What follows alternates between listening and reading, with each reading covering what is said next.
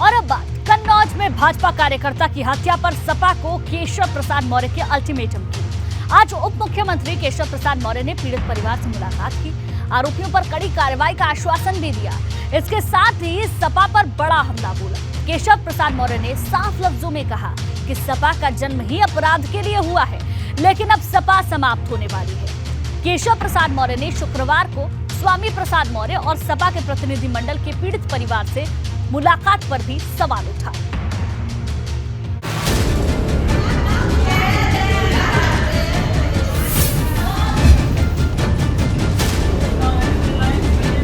भाजपा कार्यकर्ता की हत्या पर सियासी दंगल।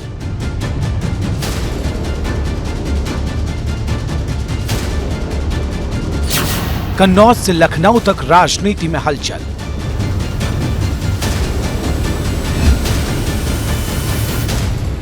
पंद्रह दिसंबर को कन्नौज के नरुइया गांव में भाजपा कार्यकर्ता अरुण शाक्य की हत्या के बाद सपा और भाजपा में ठन गई है।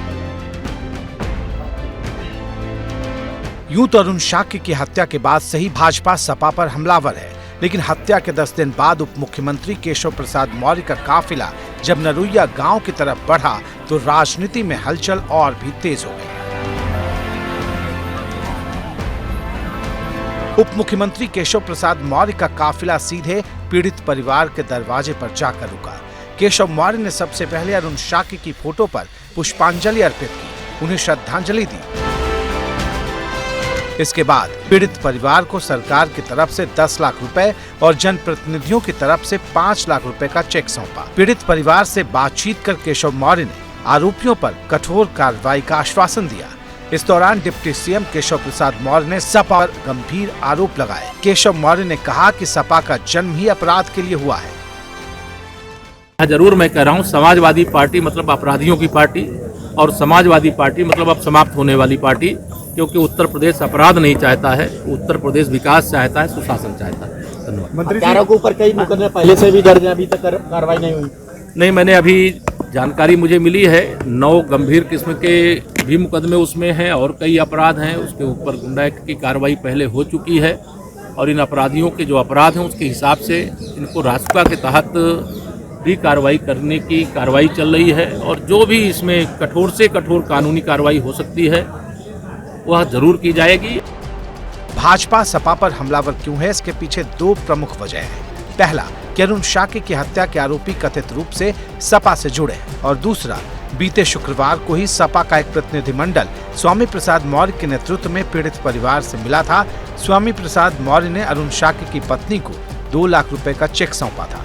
साथ ही सरकार से मांग की थी कि पीड़ित परिवार को 50 लाख रुपए की आर्थिक मदद और परिवार के एक सदस्य को नौकरी दी जाए। इस पर डिप्टी सीएम केशव प्रसाद मौर्य ने कहा कि जो अपराधियों के साथ खड़े हैं उनके मुखमंडल से ऐसी बातें शोभा नहीं देती। देखिए, जो अपराधियों के साथ खड़े हैं उनके बारे में मैं बहुत कुछ बोलना नहीं चाहता हूं और ऐसे लोगों को तो शर्मिंदा होना चाहिए कि एक अपराधियों की पार्टी में रह करके वह ऐसे परिवार के बीच आने का प्रयास किए हैं जो शायद उनको नैतिक रूप से शोभा नहीं देता है और वह क्या कहते हैं उस पर मुझे जवाब देना आवश्यक नहीं लगता है। कि कन्नौज में भारतीय जनता पार्टी के नेता की हत्या की समाजवादी पार्टी निंदा करती है और दोषियों पे सख्त कार्रवाई की मांग भी करती है।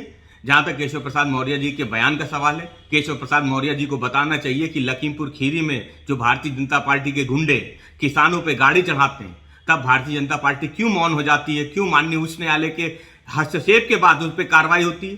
क्यों गुंडों को संरक्षण देने का काम भारतीय जनता पार्टी करती है? भारतीय जनता पार्टी को अपने गिरेबान में जरूर झांकना चाहिए। कन्नौज में बीजेपी नेता अरुण शाक्य की हत्या पर सियासत भी खूब हो रही है। सपा के प्रतिनिधि मंडल के बाद डिप्टी सीएम केशव प्रसाद मौर्य ने जहां अरुण के परिजनों से मुलाकात कर उन्हें ढांढस बंधाया, वहीं आर्थिक सहायता का मरहम भी लगाया। हालांकि सपा पर निशाना साधने से वो नहीं चूके और यहां तक कह डाला कि हत्या करने वाले समाजवादी पार्टी के चिन्हित अपराधी थे। फिलहाल अरुण शाक्य की हत्या के मामले में अब तक 6 आरोपियों को गिरफ्तार किया जा चुका है। इस बीच पीड़ित परिवार को धमकाने का मामला भी सामने आया है। इसकी जांच भी पुलिस ने शुरू कर दी है। Bureau report, ABP Ganga.